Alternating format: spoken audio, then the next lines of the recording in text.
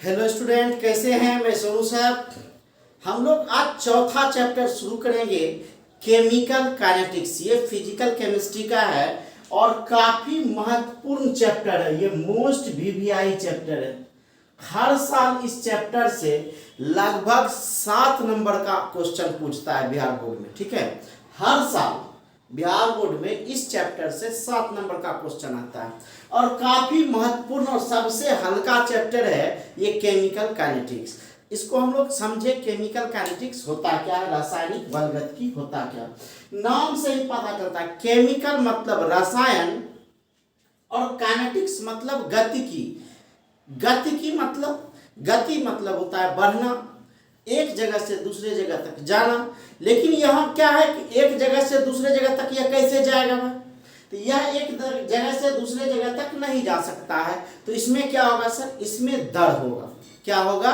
दर होगा। क्या होगा? दर होगा। ये दर क्या है कि अभिक्रिया कभी तीव्र हो जाएगा, कभी स्लो हो जाएगा, कभी मध्यम दर में चलते रहेगा। ये इसी पर आधारित है। इसमें 4 बात आपको याद रखना है और पूरा चैप्टर आपको समझ में आ जाएगा। बस 4 ही बात। क्या 4 बात याद रखना है कि यह कोई अभिकारक है जो R है। ठीक है, R मेरा क्या है? अभिकारक। R है मेरा अभिकारक। और इसके बाद यहां बना कुछ उत्पाद P, इसका नाम हो गया उत्पाद, प्रोडक्ट। ध्यान से देखिए, इसी पर पूरा चैप्टर बेस्ड है कि यह अभिकारक है और यह अभिकारक से उत्पाद में बदला। तो यह जो अभिकारक है, इस अभिकारक से जो इस उत्पाद में बदला, तो इस बदलने में कुछ ना कुछ समय तो लगा होगा नहीं? यह अभिकारक से इस उत्पाद में जब बदला, इस बदलने में कुछ ना कुछ समय लगा होगा और वह समय है टी। टी है आपका समय। अब जब यह बदला, इस अभिकारक से उत्पाद में बदला, तो हो सकता है कि जैसे दिए तुरंत, जैसे चूना में पानी दिए तुरंत खदकना शुरू हो जाता है। हो सकता है कि लोहा में जंग लगता है, काफी धीरे धीरे, कई महीनों कई वर्षों में लगता है, ये बहुत धीरे धीरे हो नहीं। या हो सकता है कि जिसको हम लोग समय के साथ डिटरमाइन कर सकते हैं, देख सकते हैं कि नहीं ये अभिक्रिया हो रहा है। तब कहता है कि वह क्या हो रहा है कि कोई बहुत तेज, कोई बहुत स्लो, कोई बहुत धीरे हो रहा है। ठीक है, इस तीनों ही स्थिति में, इस तीनों ही कंडीशन में क्या हो रहा है? अभिकारक से उत्पाद बन रहा है। कि मान लिया जाए कि हमको भागलपुर से, ठीक है, पूर्णिया जाना है, तो भागलपुर से पूर्णिया जाने के लिए हो सकता है कि हम जो है मोटरसाइकिल से चलें, हो सकता है हम साइकिल से चलें, हो सकता है कि हम कार से चलें। ठीक है, तो क्या होगा कि साइकिल स्लो मोशन में जा रहा है नहीं, और अगर बहुत स्लो तो पैदले चल जाए तो बहुत स्लो हो गया नहीं, इससे फास्ट चले तो मोटरसाइकिल पकड़ ले नहीं, उससे थोड़ा तेज हो जाएगा। अगर सरपट दौड़ना है, पहुंचना है, तो फिर हम लोग कार से चल देंगे नहीं, तो अभिक्रिया काफी क्या हो गया? तीव्र हो गया। तो कहने का मतलब कि यह जो अभिकारक है, इससे जो उत्पाद बदलेगा, इस उत्पाद में बदलने के लिए कुछ ना कुछ दर होगा। इसको R कहते हैं, दर या वेग। कि यह कितना तेजी से या कितना धीरे धीरे इस अभिक्रिया से उत्पाद में बदला। बस यही कहानी है सर इस पूरे चैप्टर में। अगर इतना सा कॉन्सेप्ट आपके दिमाग में घुस गया, इस पूरे चैप्टर को आप आसानी से समझ सकते हैं। अगर ये बात आपके दिमाग में नहीं घुसा तो नहीं समझ सकते। एक बार पुनः हम आपको रिकॉल करा देते हैं कि कोई भी अभिकारक है कि जब 2 पदार्थ को मिलाते हैं तो वह उत्पाद में बदलता है, या कोई बड़ा पदार्थ टूट के छोटे छोटे टुकड़ों में भी टूटता है तो भी वह उत्पाद में बदलता है। तो यह अभिकारक से उत्पाद में बदला, यह अभिकारक से उत्पाद में बदलने के लिए कुछ ना कुछ समय तो लगा ही लगा नहीं। अगर कुछ ना कुछ समय लगा तो समय को हम लोग टी से यहां लिखेंगे। अब यह अभिकारक से उत्पाद में बदला, तो हो सकता है कि बहुत तेजी से बदला हो सकता है कि बहुत कम समय में बदला हो, मतलब बहुत धीरे धीरे बदला हो। ठीक है, या हो सकता है कि समय के साथ एकदम जो है क्रम वाइज क्रम बदला हो, तो उस स्थिति में यही हमारा दर कहलाता है, वेग कहलाता है।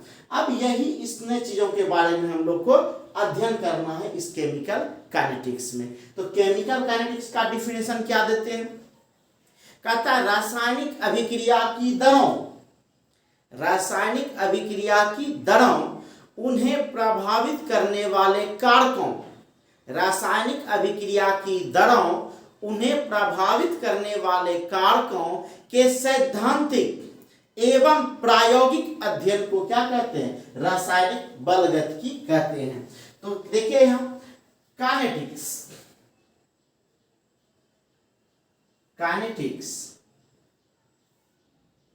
या काइनेटिक्स एक ग्रीक वर्ड है, ग्रीक वर्ड है। इस काइनेटिक्स का मतलब होता है, ग्रीक वर्ड काइनेसिस से बना हुआ है, ग्रीक वर्ड काइनेसिस से बना हुआ है। काइनेसिस से बना हुआ है। इस काइनेसिस का मतलब होता है मोशन। काइनेसिस का मतलब क्या होता है? मोशन। मोशन मतलब क्या हो गया सर? गति। मोशन मतलब क्या हो गया? गति। ठीक है, तो यह काइनेटिक ग्रीक वर्ड काइनेसिस से बना हुआ है, जिसका मतलब क्या हुआ सर? यहाँ गति। तो इसी गति, गति मतलब क्या हो गया? दर या वेग, उसी के बारे में देखते हैं। तो डिफिनेशन क्या बोले थे हम कि रासायनिक अभिक्रिया की दरों, दर या वेग दोनों एक ही से, रासायनिक अभिक्रिया की दरों उन्हें प्रभावित करने वाले कारकों के सैद्धांतिक एवं प्रायोगिक अध्ययन को हम लोग रासायनिक बलगतिकी कहते हैं। सैद्धांतिक मतलब थ्योरेटिकल, ठीक है, और प्रायोगिक एक्सपेरिमेंटल, ठीक है, अध्ययन को क्या कहते हैं? केमिकल काइनेटिक्स कहते हैं, रासायनिक बलगतिकी कहते हैं। तो क्या डिफिनेशन देंगे? रासायनिक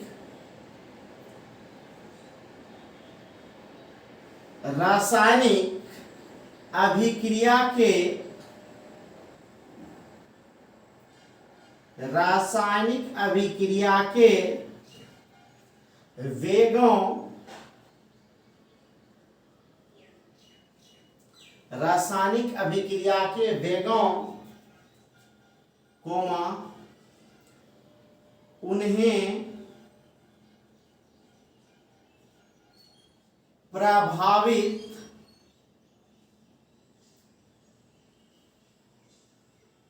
करने वाले कारकों, उन्हें प्रभावित करने वाले कारकों तथा उसकी क्रियाविधियों के, उसकी क्रियाविधियों के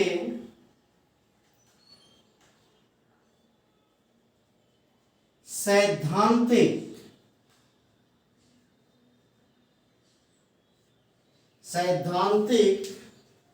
तथा प्रायोगिक,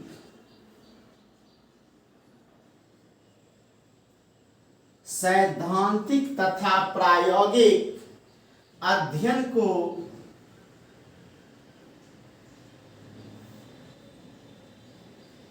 सैद्धांतिक तथा प्रायोगिक अध्ययन को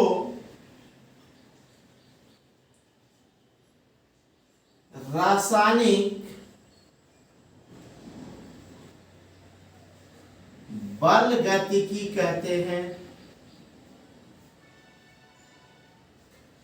ठीक है, क्या बोले सर कि रासायनिक अभिक्रिया के वेगों, वेग या दर दोनों एक ही है, उन्हें प्रभावित करने वाले कारक, कौन कौन से फैक्टर जो है इसको प्रभावित करते हैं अभिकारक या उत्पाद को, ठीक है, तथा उसकी क्रियाविधि, ये होता कैसे है, ठीक है, उसके सैद्धांतिक और प्रायोगिक अध्ययन को ही केमिकल काइनेटिक्स कहते हैं। तो क्या याद रखना है कि रासायनिक अभिक्रिया की दरों, उन्हें प्रभावित करने वाले कारकों, ठीक है, रासायनिक अभिक्रिया की दरों, उन्हें प्रभावित करने वाले कारकों तथा उसकी क्रियाविधि के सैद्धांतिक एवं प्रायोगिक, थ्योरेटिकल एंड एक्सपेरिमेंटल स्टडी को ही क्या कहते हैं?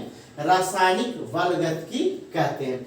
अब ये दर के प्रकार के बारे में जाने, तो अब ये बताया कि कोई दर बहुत धीरे धीरे धीरे धीरे हो रहा है, कोई दर बहुत फास्ट हो रहा है, कोई दर मध्यम हो रहा है, जिसको हम लोग समय के साथ निर्धारित करते हैं। इसके आधार पर हम लोग दर को कितने भागों में बांट सकते हैं? 3 भागों में बांट सकते हैं।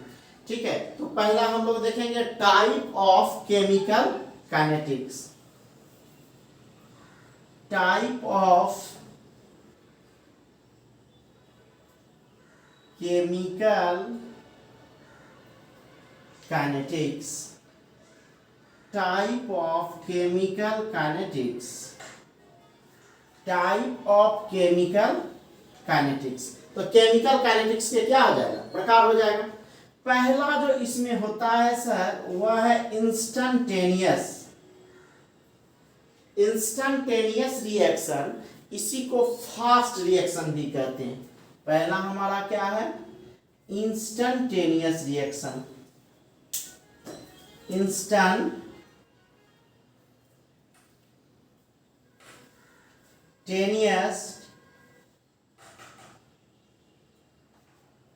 या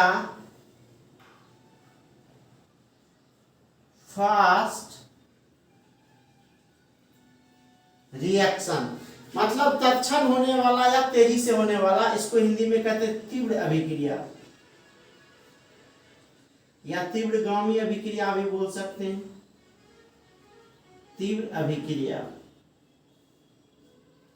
दूसरा जो होता है, यह होता है स्लो रिएक्शन। स्लो रिएक्शन, इसको बोलते हैं मंद अभिक्रिया।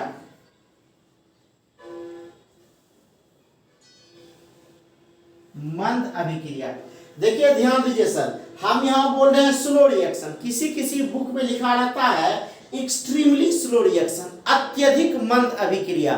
ठीक है, तो जब अत्यधिक मंद हो जाएगा, जैसे मोटरसाइकिल जा रहे हैं उसके बदले आप पैदल जाना शुरू कर दें, तो यह अत्यधिक मंद अभिक्रिया हो गया, तब उसके लिए हम लोग एक्सट्रीमली स्लो रिएक्शन लिखेंगे।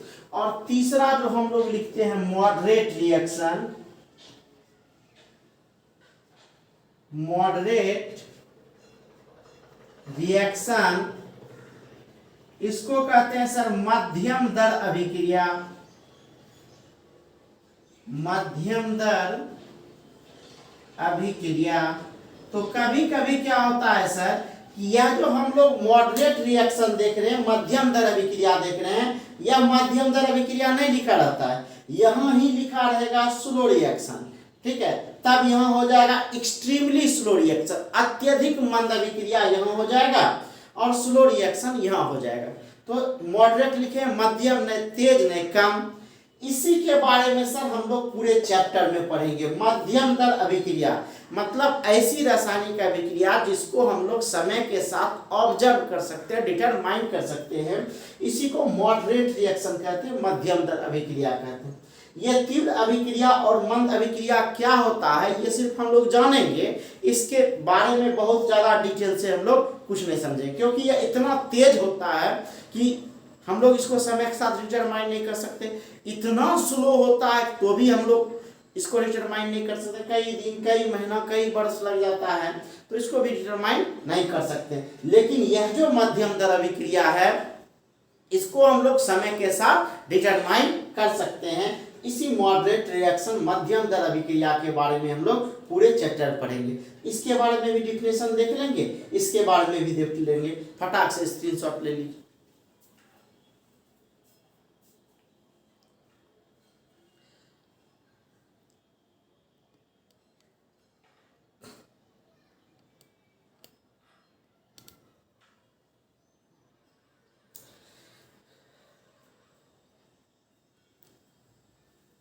तो हम लोग क्या बोले सर, एक बार लास्ट, यह अभिकारक है, अभिकारक से उत्पाद में बदलेगा। अभिकारक से उत्पाद में बदलने के लिए कुछ ना कुछ समय लगेगा और उसका बदलने का कुछ ना कुछ दर होगा, चाहे वह तेजी से हो, चाहे धीरे धीरे हो, चाहे मध्यम दर से हो, यह उत्पाद में बदलेगा। केमिकल काइनेटिक्स का डेफिनेशन बोले, रासायनिक अभिक्रिया के वेगों, उन्हें प्रभावित करने वाले कारकों तथा उसकी क्रिया विधियों के सैद्धांतिक और प्रायोगिक अध्ययन को रासायनिक बलगतिकी कहते हैं। अब ये टाइप ऑफ केमिकल काइनेटिक्स हो गया कि पहला इंस्टेंटेनियस, मंद, मध्यम दर। अब एक एक करके तीनों का हम लोग क्या देखते हैं, डिफिनेशन देखते हैं, परिभाषा देखते हैं।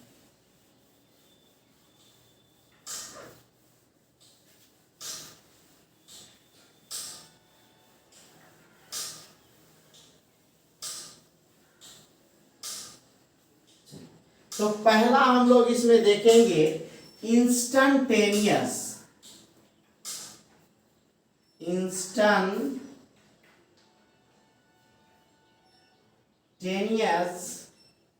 या फास्ट रिएक्शन। इंस्टेंटेनियस या फास्ट रिएक्शन, इसका हिंदी क्या हुआ सर, तीव्र अभिक्रिया।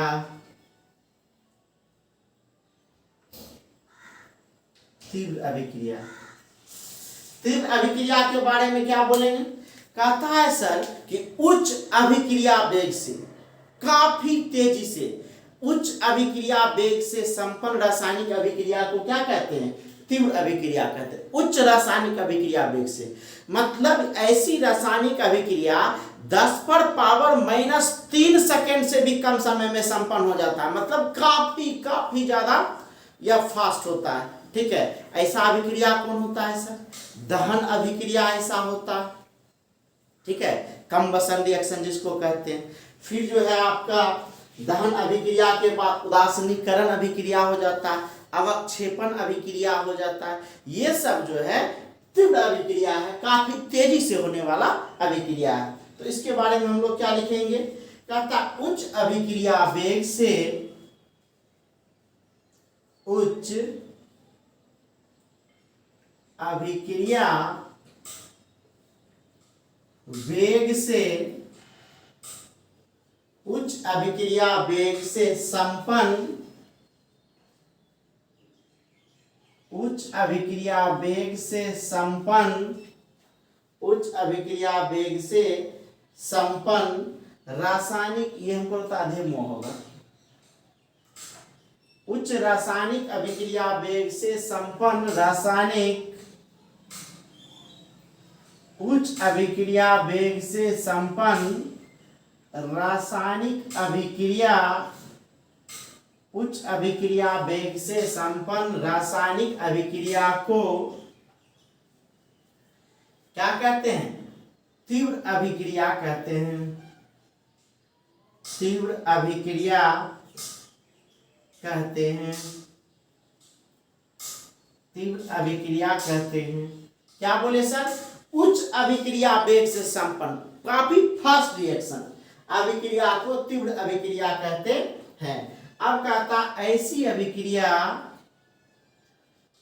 ऐसी अभिक्रिया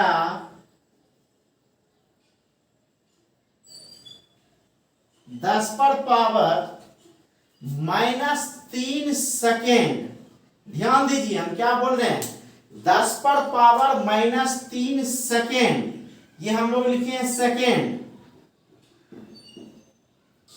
10⁻³ सेकेंड से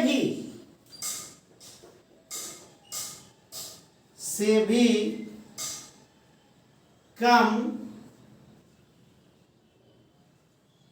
समय में, ऐसी अभिक्रिया 10⁻³ सेकेंड से भी कम समय में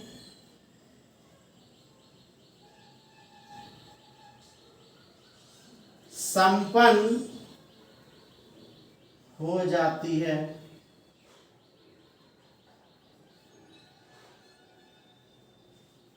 ठीक है, कहता ऐसी अभिक्रिया 10⁻³ सेकेंड से भी कम समय में क्या हो जा रहा है, संपन्न हो जाता है, पूरा हो जाता है। ठीक है, तो कहता है प्रायः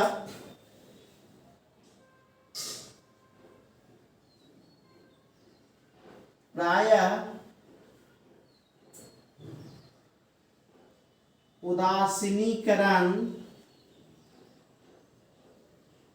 प्रायः उदासीनीकरण अवक्षेपण तथा दहन अभिक्रिया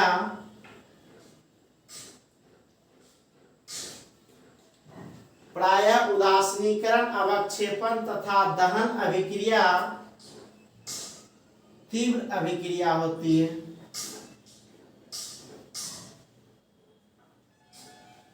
तीव्र अभिक्रिया होती है। तीव्र अभिक्रिया होती है।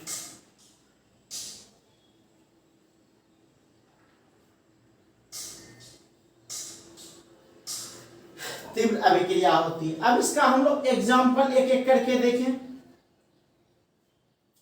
क्या बोला कि उदासीनीकरण अभिक्रिया, ठीक है, अवक्षेपण अभिक्रिया, दहन अभिक्रिया, ये फास्ट रिएक्शन होता है, काफी तेजी से होने वाला रिएक्शन होता है। ठीक है, तो इसके बारे में एक एक एग्जाम्पल देखें। तो सबसे पहला जो देखते हैं हम लोग एग्जाम्पल, यहां NaCl है। NaCl का नाम हो गया, पहले सोडियम हाइड्रोक्साइड और HCl में करा दूं।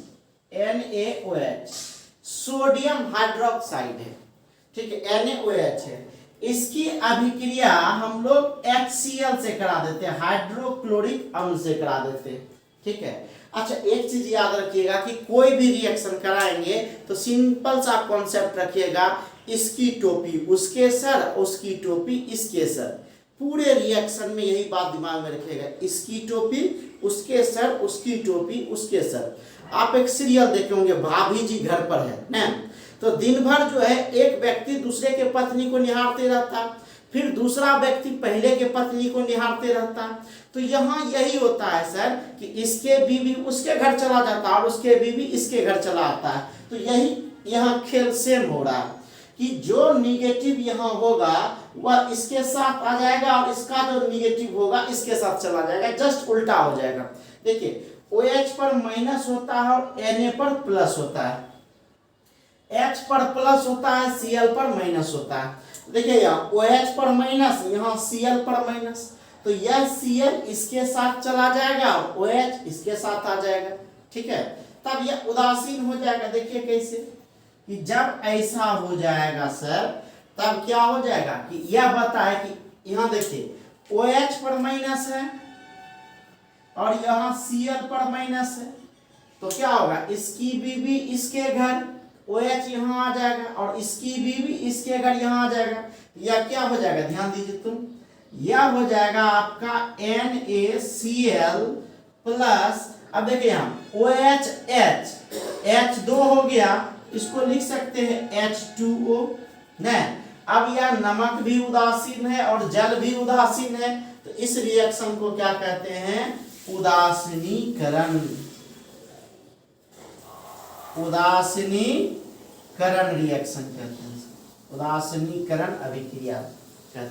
ठीक है, फिर दूसरा हम लोग देखते हैं अवक्षेपण। अवक्षेपण में क्या होता है कि एक पदार्थ हमको प्राप्त हो जाता है, ठीक है, जो ठोस के रूप में ठंडा होने पर प्राप्त होता है, उसको अवक्षेपित कहते हैं।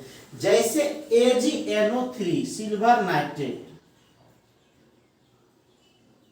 AgNO3 plus NaCl, AgNO3 plus NaCl। अब ध्यान दीजिए, वही सेम, इसकी टोपी उसके सर, उसकी टोपी इसके सर।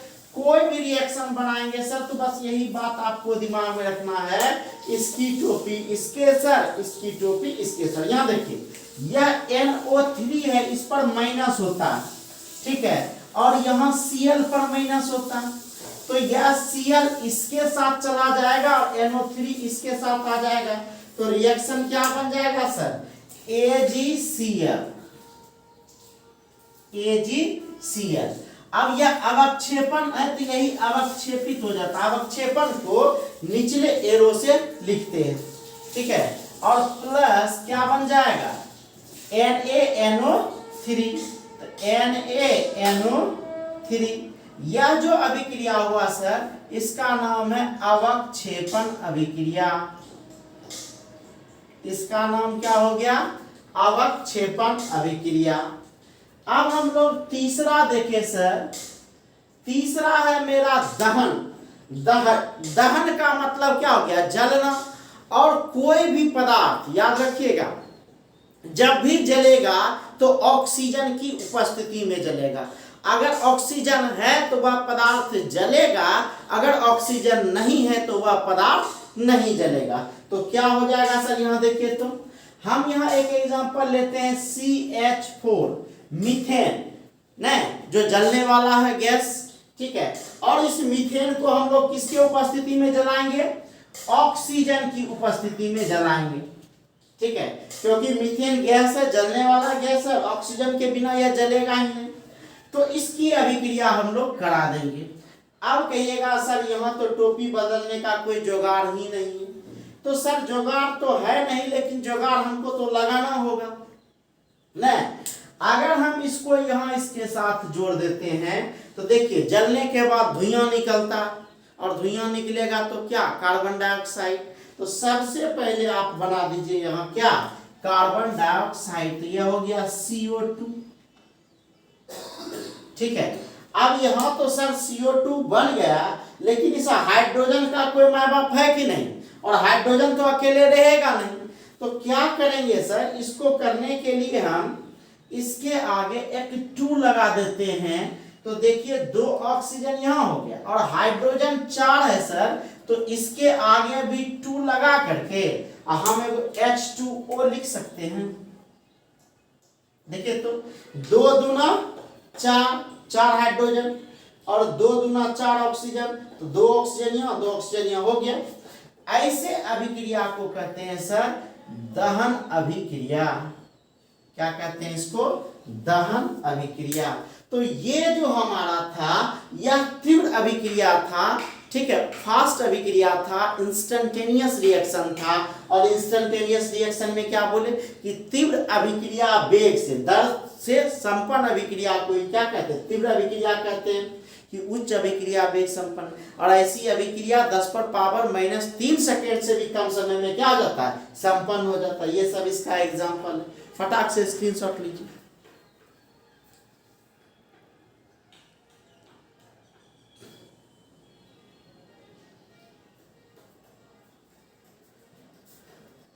अब हम लोग देखेंगे सर दूसरा स्लो रिएक्शन, मंद अभिक्रिया।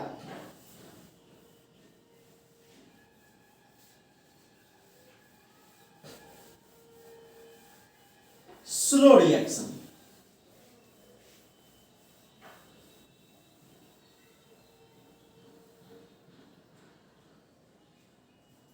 Slow reaction, slow reaction. Slow मतलब क्या हो गया? धीरे धीरे होने वाला, स्लो रिएक्शन। इसका हिंदी हो गया सर मंद अभिक्रिया, स्लो रिएक्शन। स्लो रिएक्शन का मतलब क्या हो गया? मंद अभिक्रिया। ये स्लो रिएक्शन क्या होता है? स्लो का मतलब होता है काफी धीरे धीरे होने वाला, नहीं कि निम्न अभिक्रिया वेग से संपन्न अभिक्रिया को क्या कहते हैं? मंद अभिक्रिया कहते हैं। ऐसी अभिक्रिया कई दिनों, कई महीनों, कई वर्षों में संपन्न होती है। मतलब स्लो मतलब क्या हो गया? मंद अभिक्रिया। तो मंद अभिक्रिया में क्या बोलेंगे? न्यूनतम अभिक्रिया वेग से,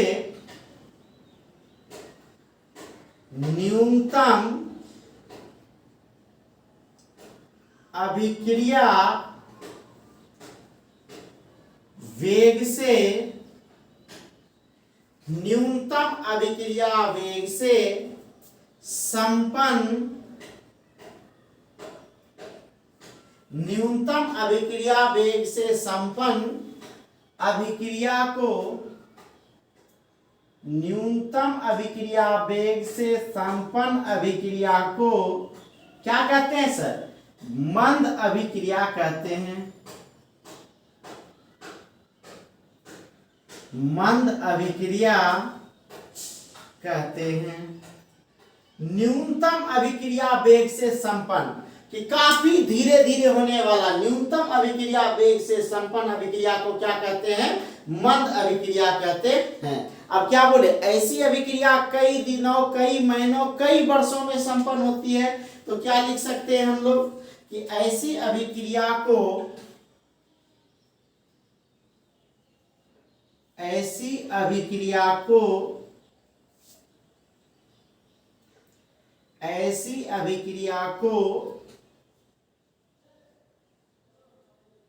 पूर्ण होने में, ऐसी अभिक्रिया को पूर्ण होने में कई दिनों,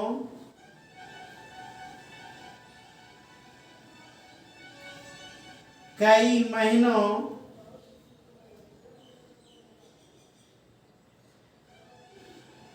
या कई वर्षों,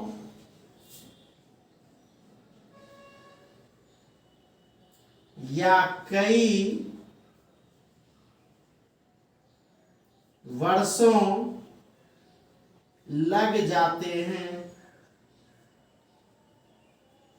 समझ गए? ऐसी अभिक्रिया को पूरा होने में कई दिन लग जाता, कई महीना, कई वर्ष लग जाता है।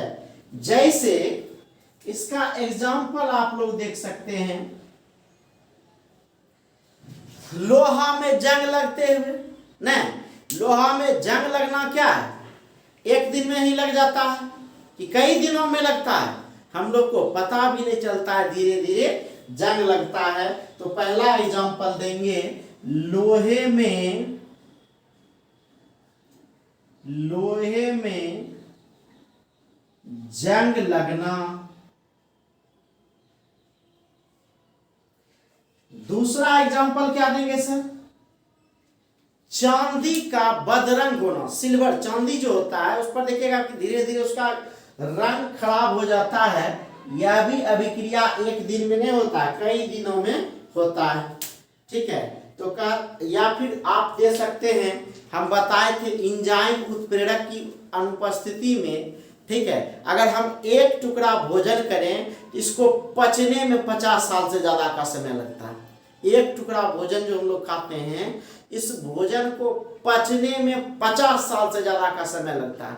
तो हम लोग कह सकते हैं यहां दूसरा, उत्प्रेरक की अनुपस्थिति में, उत्प्रेरक की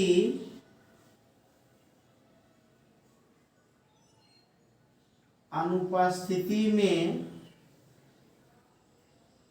ठीक है, H2O2 की अभिक्रिया, H2O2 की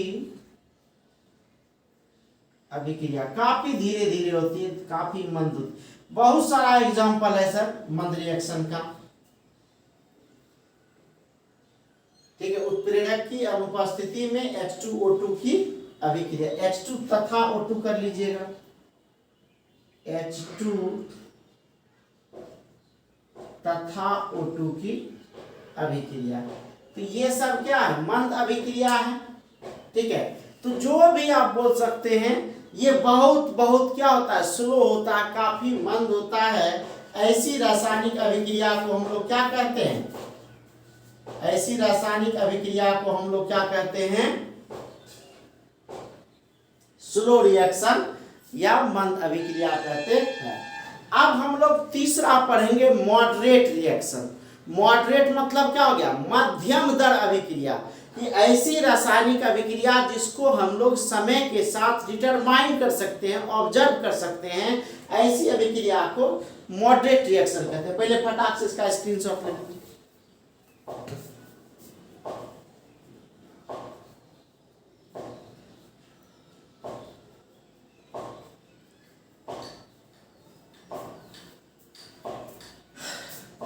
अब हम लोग क्या देखेंगे? मॉडरेट रिएक्शन, मध्यम दर अभिक्रिया।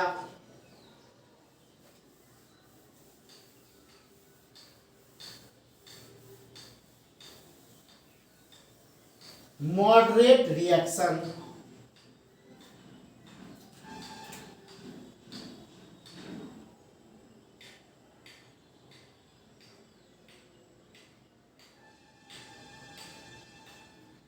मॉडरेट रिएक्शन, इसका हिंदी हुआ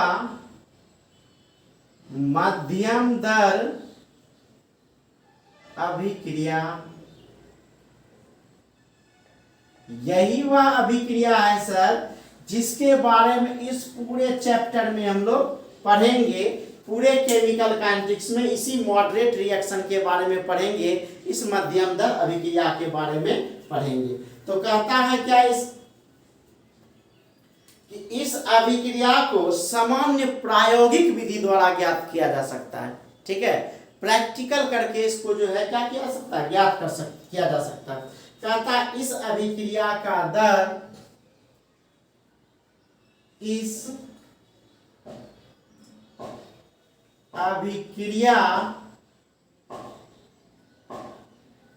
का दर, इस अभिक्रिया का दर सामान्य प्रायोगिक विधि द्वारा, सामान्य प्रायोगिक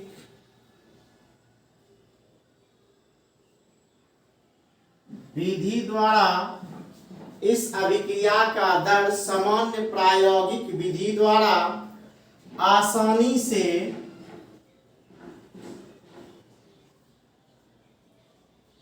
निर्धारित किया जाता है, आसानी से निर्धारित किया जाता है, आसानी से निर्धारित किया जाता है। ठीक है, और हम क्या बोले, ऐसी अभिक्रियाओं का अध्ययन, ऐसी अभिक्रियाओं का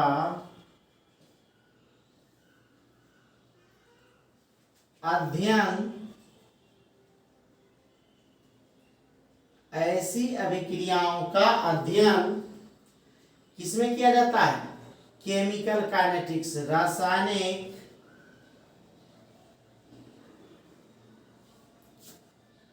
बलगतिकी,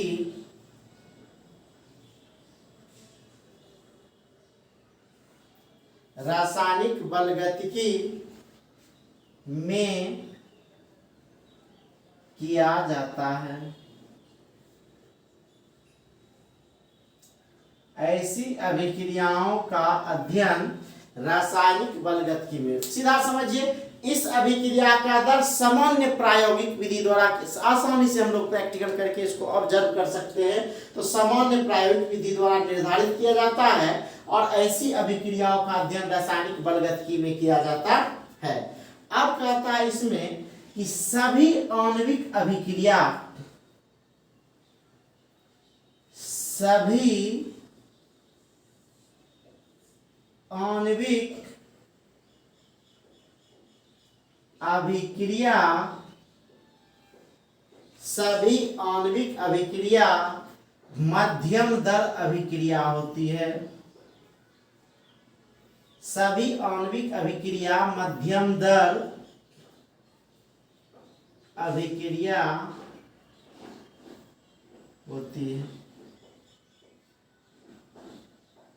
सभी आणविक अभिक्रिया मध्यम दर अभिक्रिया होती है, मॉडरेट रिएक्शन होता है, जितना आणविक रिएक्शन है। अब इसका कुछ हम लोग एग्जांपल देख लें। एग्जांपल, पहला एग्जांपल देखते हैं H2O2। यह H2O2 है और यह ब्रेक करके H2O बनाएगा और प्लस O2 बनाएगा।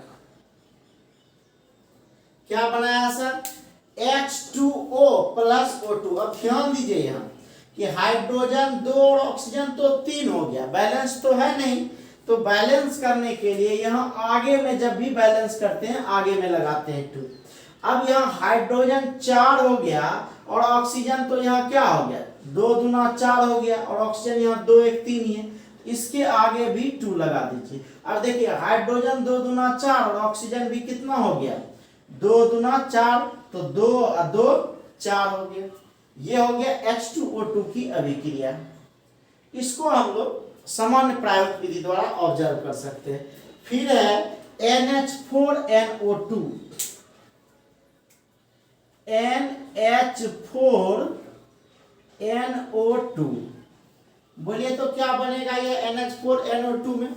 तो सबसे पहले तो एक H2O बना ही दे, नहीं अगर H2O बना दिए सर तो यहाँ ऑक्सीजन 2 है और हाइड्रोजन कितना है 4 और नाइट्रोजन यहाँ कितना है 2, तो पहले यहाँ 2 लगा दिए। अब देखिए तो जैसे 2 लगाए तो 2 दूना 4, हाइड्रोजन 4 ऑक्सीजन 2, अब बच गया 2 नाइट्रोजन है ना, तो इसको हम लोग नाइट्रोजन जानते हैं मॉलिक्यूल के रूप में रहता है N2 के रूप में रहता है, तो N2 लिख दिए। फिर हम लोग तीसरा देखते हैं,